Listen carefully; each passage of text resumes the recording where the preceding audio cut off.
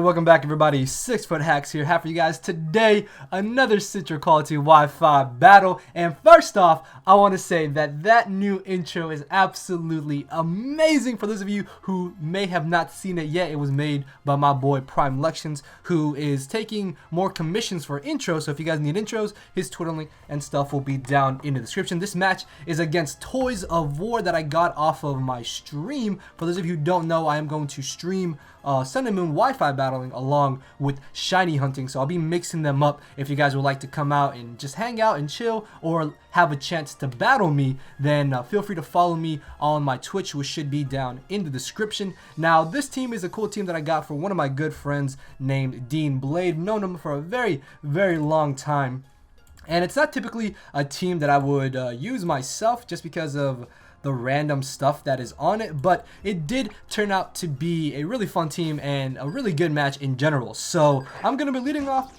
with my Vigabolt, expecting him to want to lead off with the Mamoswine, but he actually ends up leading off with the Gengar, which is pretty good because I am Max Spadef Vigabolt. As odd as that may sound, I'm able to chew this Shadow Ball, and I'm going to go for the Volt Switch, which still does a really solid amount of damage because Vigabolt's special attack is insanely high. As I bring in my Hydreigon, the fact that I brought it in on the Gengar should have told him that I was Choice Scarf, so what I should have done here was definitely gone for the U-turn instead of just going straight for the Dark Pulse. But I guess getting off this little bit of damage on the Primarina is going to be helpful for later in the match. Plus, I do have a semi-decent switch into it in the form of AV Delmaz, which looks absolutely amazing shiny, I might add. This is probably one of my favorite shinies from 7th Gen, hands down. So, judging for how much damage that Surf did to me, he is definitely modest specs, so I'm going to have to watch out for that. And then here, expecting him to try to bring in the Gengar, I'm actually going to double switch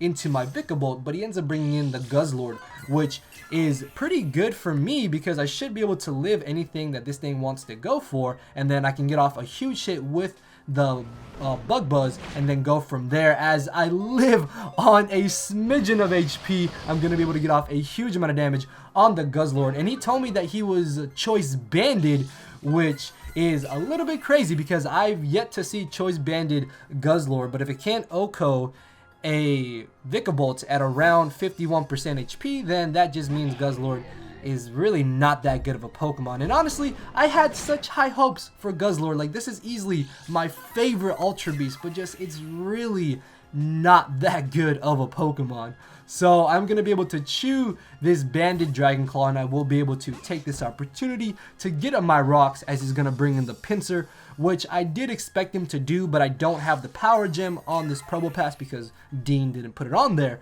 So I do take the chance to get on my rocks, and fearing a potential Earthquake here, I'm going to switch back into my Vigabolt, mainly as Death Fodder because there's no way I'll be able to get off a Roost on any of his other team members. And I was very positive that he wouldn't go for a Swords Dance because that would have been absolutely ballsy beyond all belief if I did have the Power Gem. So he does end up going for the Earthquake, and then the following turn, if he does want to try an SD, I will be able to knock him out with the Volt Switch because Mega Pinsir is part flying. As he knocks me out with a return, I can now get a free switch back into my Hydreigon, and I am going to confirm to him that I am Scarfed because I'm able to outspeed him, and I'll be able to roast him with the Fire Blast. So this is one less thing I am not worried about, which is really good because that thing could have been an absolute pain to deal with. As he brings back in the Guzzlord, I am locked into Fire Blast. It is not stabbed, and Hydreigon does not have enough power to knock out Guzzlord because Guzzlord does have an insane amount of HP. So I'm going to be forced out here,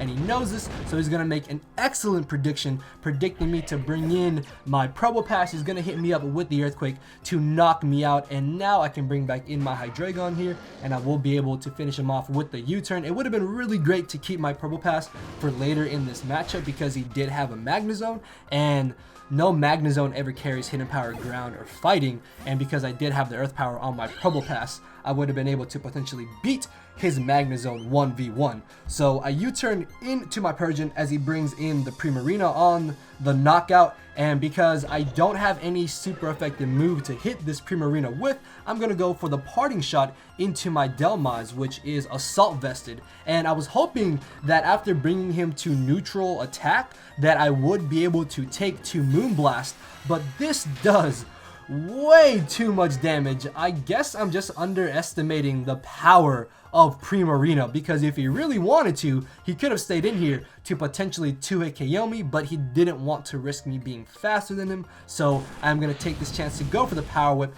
and knock out the incoming Gengar. Really happy I didn't miss there, because then I would have been put in a very bad spot losing my Delmise. As he brings in the Mamoswine, I really have no switch-ins to this Mamoswine now that I lost my Thunderbolt, so I'm going to have to fodder off my Delmise here, allowing me to get a free switch into my Bruxfish. I don't know why I named it that, but I thought it was a good nickname, honestly. I really thought it was a good nickname. And I should be able to just safely go for the Waterfall here. This is Stab, and I am Life Orb, so I'm going to get off a huge amount of damage on the Magnezone, and I really don't want to risk him being Scarfed, so I'm going to switch into my Persian here, as he does end up going for the Volt Switch. And judging for how much damage that is, I'm very positive he is Scarfed, because if he was Specs, obviously he would have done a bit more damage than that, because I don't have any special defense investment. Now, this Persian should have been Z Parting Shot, but for those of you who don't know, on Wi-Fi, Z Parting Shot crashes the battle that you're in, so we would have been DC'd if I did try and go for a Z Parting Shot here. So my best move to follow up with is going for the Foul Play, just trying to get off a little bit of chip damage and put him in range of where if he does want to switch out, next time he switches back in, my Dark Pulse from Hydreigon will hopefully be able to knock him out, but it's not going to come to that, because I will be able to bring in my Bruxish here and knock him out with the Psychic Fang, which I really like Psychic Fang. Just the fact that it's a new move and a physical type psychic move that's not Zen Headbutt or Psycho Cut is really cool in my opinion. So as he brings in the Magnezone, he is confirmed to be Scarfed as he knocks out my Bruxish. What I should have done was switched into my Hydreigon, but when you're streaming and talking to people, you don't really pay too much attention to the battle itself. So the thought of switching into Hydreigon didn't cross my mind, because even if he had gone for the Thunderbolt, I myself am Scarfed, so I would have been able to outspeed him, knock him out. Then here, after he knocks me out with the Icicle Crash, I would have been able to bring back in my Bruxish, and in return knocked out the Mamoswine for the 1-0 in my favor. But Eric is going to steal the victory this time. I did beat him in our first matchup, he beat me in the second matchup, so we will definitely have to have a tiebreaker sometime soon, my man, if you do see this. So hopefully you guys did enjoy this really good and close matchup. If you did, make sure to hit the like button down below and to leave a comment as well. All the support is greatly appreciated, guys. I really hope that you've been enjoying all the content that I've been putting out, and we are closing in to the end of the year, which is actually crazy. So with that being said, guys, I will see you all tomorrow. Make sure to check out the 2 videos on the end screen. So later, everybody. Cause my brain and heart are both tied in the knot, and this hinders me from crying a lot. This causing me to show no emotion, but when I said I cared, I wasn't joking. But I guess it's too late for me to become broken. For now, I'm living with no more pain, tears, or hoping. I'm just coasting. Yeah, I said I'm coasting. No more pain, tears, and hoping. For real.